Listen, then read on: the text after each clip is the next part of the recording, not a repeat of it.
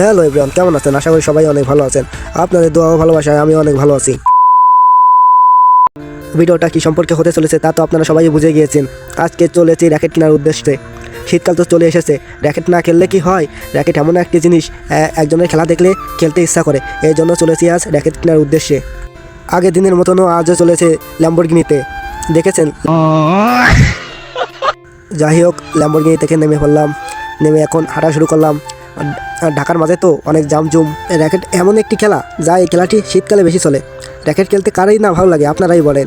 এই জন্য একটি র্যাকেট কিনতে এসেছি। র্যাকেট খেলার মাধ্যমে অনেক আমাদের শরীরের উপকার হয়, যেমন শরীর শক্ত হয়, শরীরের গঠন ভালো থাকে, মন শান্ত হয়, ঘুম ভালো হয়, খাওয়া দাওয়া বৃদ্ধি পায় ইত্যাদি আরও অনেক উপকার রয়েছে। র্যাকেট খেলার মাঝেও অনেক সুন্দর একটি আনন্দ আছে। এই আনন্দটা উপভোগ করতে পারে যারা র্যাকেট খেলে বা র্যাকেট খেলা পছন্দ করে। শুধুমাত্র এই আনন্দটা তারা উপভোগ করতে পারে।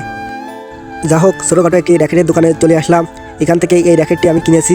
এই র্যাকেটটির দাম পড়েছে প্রায় বাংলাদেশের টাকায় ওই প্রায় 42 লক্ষ টাকা, বুঝছেন। তোরে এই করছি, ও কা 20 টাকার একটা কপি খাই অত আসিস না। এইটা কয় টাকা র্যাকেট দর্শকবিন্দু ভালোভাবে জানতে পারতেছে। র্যাকেট বান্ধানি মেশিনটি কিন্তু কষ্টের, দেখেছেন কি একটি সিস্টেমে র্যাকেটটি বেঁধে দিল।